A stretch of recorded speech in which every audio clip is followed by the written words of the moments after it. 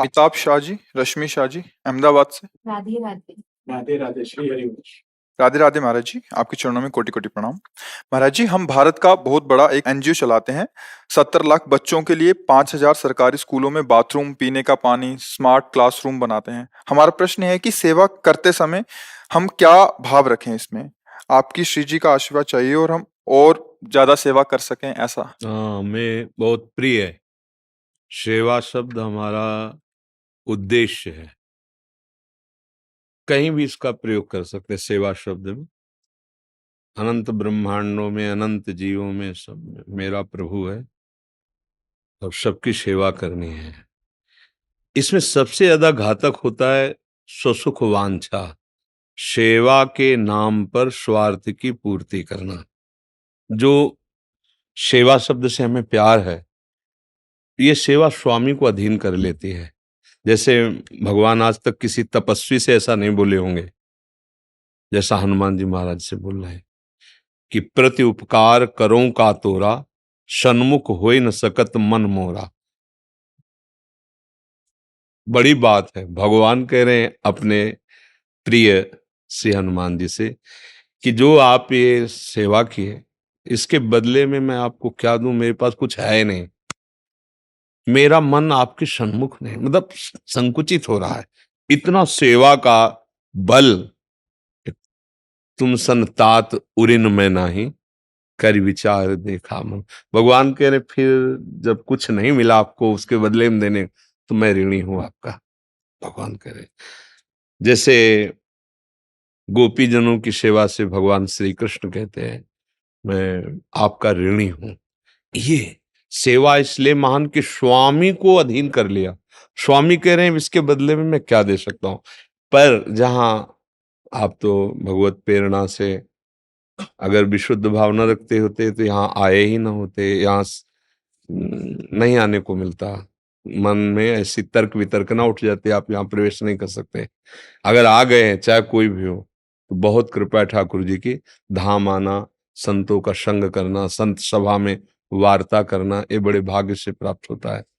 बस ये ध्यान रखिए कि सेवा के बदले में कोई चाह ना हो। जैसे आपने कहा और सेवा का विस्तार करना चाहते हैं, ये मांग होनी चाहिए। सेवा के बदले अभी हम 4 को सेवा पहुंचाते हैं, फिर हम 400 को, फिर हम 4,000 को, फिर 4 लाख को सेवा पहुंचाए। मेरा जीवन सेवा करते करते सेव्य में समर्पित है। बस जितनी बुद्धि भगवान ने दी है, जितना बल दिया है, जितना धन दिया है, उसके अनुसार तन मन धन से समाज की मैं सेवा करूं। और साथ में भगवत स्मरण।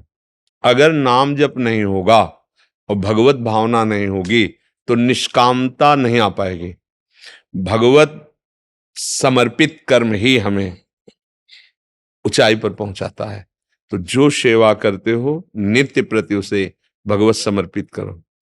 हे प्रभु, जो भी भाव भगवान के नाम रूप में हो, प्रभु ये आपके द्वारा प्रेरित, आपकी सामर्थ्य से आपके ही स्वरूपों की सेवा बन रही। नाथ, ये जो समय, ये जो सेवा पदार्थ, ये जो सेवा आप स्वीकार करें और इससे आप प्रसन्न हो। बीच बीच में नाम स्मरण करते रहिए और जिसकी भी सेवा कीजिए। जैसे बच्चे हैं तो मेरे ठाकुर जी इन सबके हृदय में बैठे हुए हैं।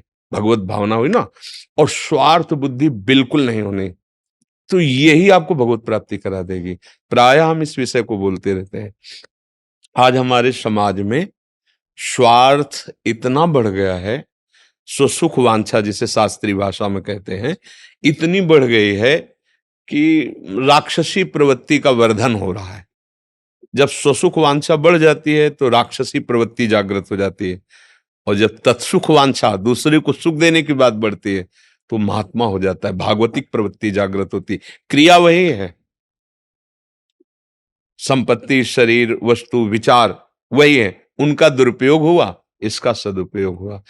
तो हमें चाहिए कि सेवा के बहाने से हम कभी किसी से स्वसुख वांछा की पूर्ति न करें। भले अपने गरीबी से रह लें, जो जैसी वस्तु जहां की ले आई है वहीं उपस्थित कर दें, वहीं लगा दें उसे। बस इसी से भगवान प्रसन्न हो गए। तो जब आप दूसरों को सेवा सुख पहुंच, तो आप कभी दुखी हो ही नहीं सकते। ये परिणाम है। जैसे आप सोच रहे हो मन में कि ये निरोग हो जाएं, ये स्वस्थ हो जाएं, भगवान आप पर कृपा करें, आप सुखी रहो, तो लौटेगी और वो आपके ऊपर आ जाएगी। आप निरोग रहोगे, आप आनंदित रहोगे, आप सुखी रहोगे, आप प्रसन्न। ये प्रक्रिया है। और ये नष्ट हो जाए तो देखो वो कब नष्ट होगा पता नहीं। आपकी जलन शुरू, आपका गिरना शुरू, अभी गिरना शुरू, अशांति शुरू। ये जब तक जिएगा तब तक मुझे चैन नहीं मिली। तो वो तो कब मरेगा, पर आपकी आनंद वृत्ति अभी मर गई। उत्तम भाव धारण करें।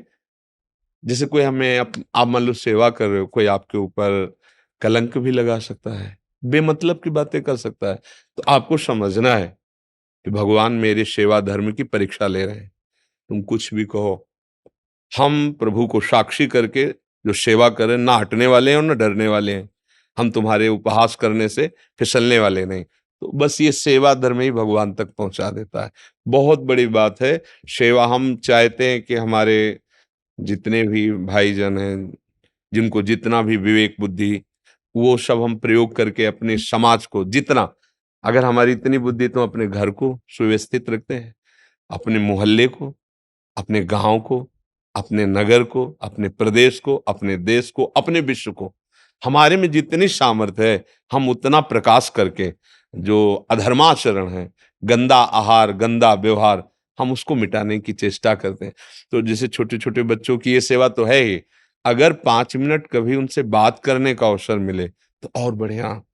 क्या होता है कि ये बाहरी शारीरिक सेवा संविधान है और उनकी मानसिक सेवा अत्यंत आवश्यक होती है। तो कभी ऐसा हो तो 5 मिनट शास्त्रों की बातें, ब्रह्मचर्य की बातें, उनको कैसे लोगों से बचना चाहिए, ऐसी ऐसी हरकत करने वाले लोग आपके दुश्मन हैं, आपके शत्रु हैं जो आपको गिरा देंगे। यदि ऐसे ऐसे आपको छूते हैं, ऐसी बात करते हैं, ऐसी बातें सिखाते हैं, वो आपके बच्चों को क्या होता है, एक नादान बुद्धि होती है। तो उसको चाहिए कि कभी ऐसा समय मिले, जैसे आपको ये सौभाग्य मिला है सेवा का, तो ऐसा भी समय लगाओ कि 5 मिनट आप बैठ सको किसी भी स्कूल में जाकर के। किसी भी ये सुविधाएं तो दो ही, 5 मिनट बच्चों की जीवनचर्या पर, दिनचर्या पर उनको उपदेश करें। क्योंकि बाहरी सब सुविधाएं हम दे रहे हैं, अगर उनकी मानसिक सुधार ना हुआ तो आजकल जो ये मोबाइल और ये गंदा व्यवहार चल गया है तो हमारी नवीन पीढ़ी की जड़ नष्ट कर रहा है। जैसे ब्रह्मचर्य का नाश होना, व्यसन आ जाना, तो ये सब बहुत हानिकारक है। तो आप दोनों पक्ष पर ध्यान रखिए, शारीरिक सुविधा, पढ़ाई की सुविधा और मानसिक सुविधा पर भी। अगर आपको ऐसा नहीं मिले तो ऐसे जो आपके मित्रजन हों, अध्यापक हों, उनको प्रेरित कीजिए कि हर जो सांसारिक विद्या है उसके साथ थोड़ा सा 5 मिनट 10 मिनट उनकी दिनचर्या पर आध्यात्मिक विद्या का भी प्रकाश डालें, जिससे है उनका जीवन। अब 13-14 वर्ष के बच्चा है और ऐसी प्रक्रिया में उतर गए हैं, अब उनको कितनी 13-14 वर्ष का बालक जो बिजली जैसी स्फूर्ति हो, वो तो लगा कि कुसंग कितना नाश कर सकता है। तो इसलिए अपने घर परिवार में, अपने नगर में, जहां जहां हमें सेवा का अवसर मिले, थोड़ा बुद्धि को भी शुद्ध करना और शरीर व्यवस्था सेवा करना। अपनी स्वार्थ बुद्धि का अगर त्याग कर दिया जाए तो यही सेवा भगवत प्राप्ति करा देगी। तो मेरी धर्मपत्नी हमेशा आपको सुन के बोलती है, लग रहा है कि शेर दहाड़ रहा है। कैसे हम बच्चों में ये फियरलेसनेस और निडरता डाल सके, क्योंकि 70 लाख बच्चे महाराज जी की हम सेवा करने का प्रयास कर रहे हैं श्री जी के आशीर्वाद से। तो ये निडरता हमको लगता है कि ज्यादा बढ़नी चाहिए। वो हमेशा कहती है कि कैसे वो हम ये श्री जी का है, ठाकुर जी का, उनका वही बुलाते हैं हमें। हम तो बोलने लायक भी नहीं कि किडनी फेलियर आदमी। वो भागवती के एकदम ऐसा होता है।